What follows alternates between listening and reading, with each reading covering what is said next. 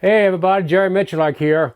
I know we've been posting a lot of videos here recently in this social distancing phenomena, and some of you guys have written and emailed back and commented and say, look man, I just can't get to the range. The ranges are closed where I'm at. So what I like to present to you right now is an alternative to actually live fire.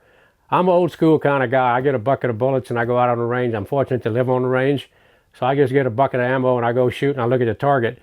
But there's more advanced ways of doing things. You have to remember, I came back from the time, I go back to the time of a rotary phone. You know, not everybody had a computer in their pocket. So now we have all this high-tech equipment.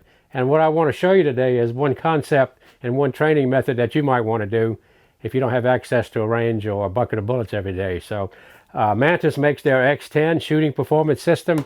And it's really trick. We had the guys come in with us a few months back and showed us how to use the equipment. So what I've done for mine is just to put a piece of Picatinny rail. I just super glue it to the bottom of the magazine, and you can put the little Mantis sensor right on the bottom of your magazine. That way you don't have to have a specialty holster. I'm just using my 3-gun holster here. So we're gonna do some repetitions. We're gonna do 5 draws out of the holster, and we'll talk a little bit about trying to set yourself up to do this in the home or wherever you want to do your training at. First thing, guys, no live ammo. You notice the magazine's completely empty. There's no other magazines on my person. The pistol is empty, and the position I'm going to be doing my dry fire is out the side of my shop here. And even if I was to introduce a live round into this scenario and fire it through the wall, I've got 2 miles worth of wooded area here to contain it. So safety is number one. You can't check your equipment enough to make sure you haven't introduced a live round into your scenario. If you got a range bag like me that's full of loaded magazines and junk and all kind of ammo laying around, make sure you police your stuff. Have only one magazine.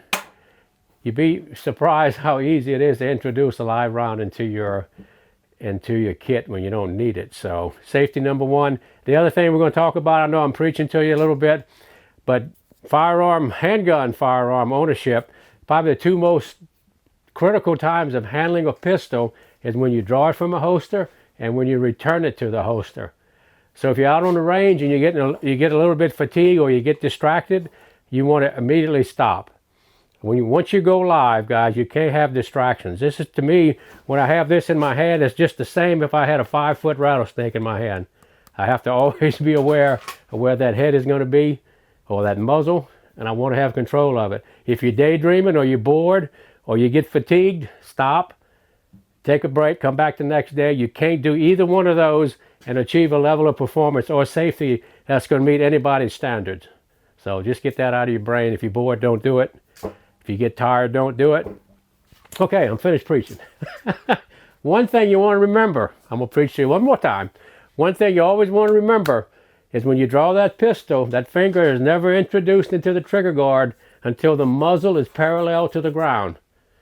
Okay, finger, that's one of the things, there's a lot of new gun owners, and the one thing you want to remember is when you grab that pistol, you notice where my finger is, it's out of the trigger guard. Every time I handle this gun, do anything except shoot, finger's out of the trigger guard, guys. I know it's boring, but it's safe. Same thing when you reintroduce it to the holster, finger out of trigger guard, and I come with my thumb on the back of the slide. So when I ride it back in the holster, and I'm going to show you something else, and I'm going to flag it because I don't like to stick a muzzle anywhere I'm not needing to stick it, so I'm flagged. I see a lot of guys when they go back to the holster, when they're beginning, they do this. They want to grab the holster and make sure they get it in the holster, especially a lot of concealment type holsters. You want to be aware, you never want to have anything in front of the muzzle. So if I put my weak hand right here and I grab the holster, so when I go to sweep my gun back in the holster, I've got something in front of the gun that I'm not willing to destroy. And another thing you want to never do when you reholster, I'm flagged, you never want to come into the holster like this, because it's raking right through my body. Same thing like this. I see people hunting for their holster, they got the muzzle toward them. If I'm going to go back for the holster, I'm going to err this way. So should something happen, it's not directed toward me. I never want to have this muzzle pointed at anything I'm not willing to destroy. So when you're out on the range, you see how critical that is when you get bored or you get tired or whatever. do not engage in any firearms activity. Go do something else because your mind's not there. All right, finished preaching to you. We're going to go into the training part of it now. We've got the iPad out. It works on Apple or Android. So I've got it set on draw and dry fire, so I have to snap it for it to register. We're going to go for consistency, just for technique, and you can see the graph, and you can start applying yourself to the graph. You see the change, any deficiencies that you see in your draw. So, okay, we got an empty mag, got an empty pistol. If you're going to do this repeatedly, you might want to put a snap cap in it. I'm not going to do this but a few times, and most of my Smith & Wessons have been very forgiving on dry fire. So, all right, let's go ahead and do 5 of them right quick. Remember, finger out of the trigger guard until the muzzle is parallel to the ground. Stand by.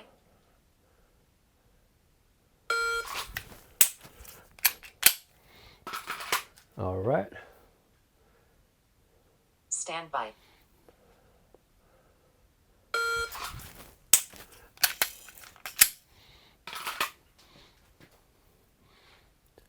Stand by.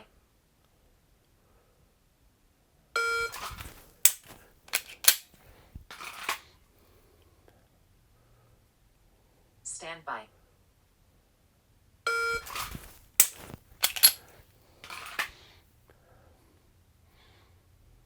Stand by.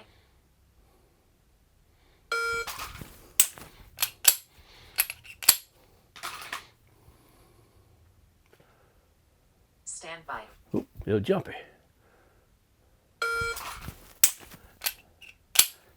One more. Stand by. Okay, we're locked back. And you might notice I was still checking the chamber every time I racked it back. That's old habits, you know, safety thing. All right, we'll come take a look at what we've done here and talk about actually the experience from first draw to the last one. I'll give you an idea of what kind of intel this little gadget here is actually producing. The time for me to react from the timer and actually touch the pistol is recorded on the first set of data here under grip. So like the last presentation, it took me 0.27 of a second to grab the pistol.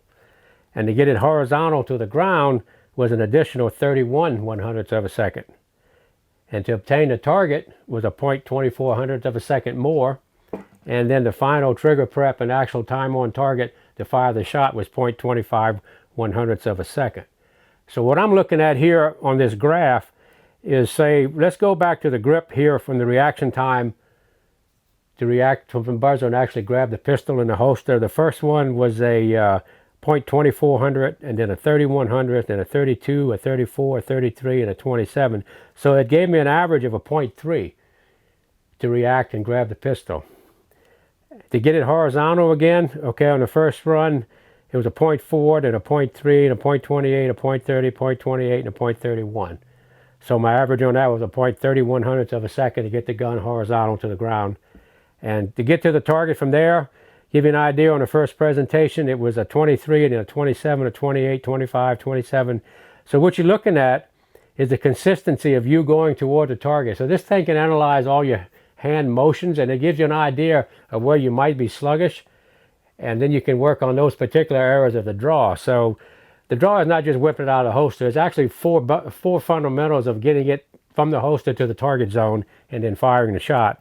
And the actual shot time that it took me while I was on target to produce an aimed shot from the very first was 2400s, a 31, a 24, 24, and then one I'm had a 39. I saw the gun came in relatively quick at that time, and then a 25. So the average was 2800ths of a second on target. So this graphs, and also the total time. First draw was a 1.11, 1.15, 1.2, 1.09, 1.15.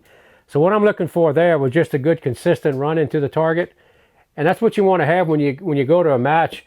You want consistency is going to win the day. And you want to go right back to your training mode. Not necessarily your fastest runs, but what's going to be the most consistent. You don't want to show up at a match and give away a lot of ground on the first few stages when you're really nervous, and then the rest of the day you're trying to catch back on lost ground. Very bad strategy to have. So I'd rather start off a lot more consistent, and then as your gun familiarity builds, I'm on the range a few hours, I'm getting accustomed to the trigger pulls on all my different guns, especially in 3-gun. Then you can start picking up speed. And I only shoot as fast as I see. And this kind of gives you a lot of intel on what you are and how you're progressing on your training. So you can do all this indoors. Then of course you go out with live fire and you can see where you're deficient. Maybe you're taking too much time out of the holster, your reaction time to grab the gun in the holster. That's where a lot of guys lose some time.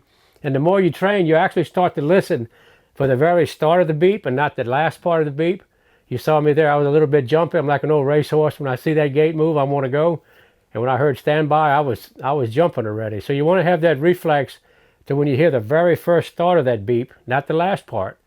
Because that thing beeps for longer than what you think. When you hear that slightest bit of noise of that beep going, you should be in motion. And both hands work together. You get the gun up into the target. You produce a good consistent grip. Execute a good trigger squeeze coming into the target.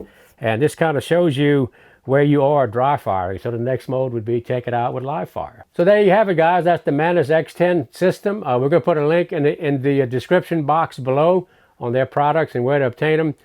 I'm kind of excited to get on my long guns. There's some issues with the shotgun and rifle coming into the target and follow through that I want to do. But it can also graph your muzzle movement in between shots. And that's something I'm very much interested in rapid fire rifle and shotgun, is what it's actually doing in between shots, because the recoil hides a lot of that. And I'm hoping I get some intel on that. So there you have it, guys. Mantis, get some.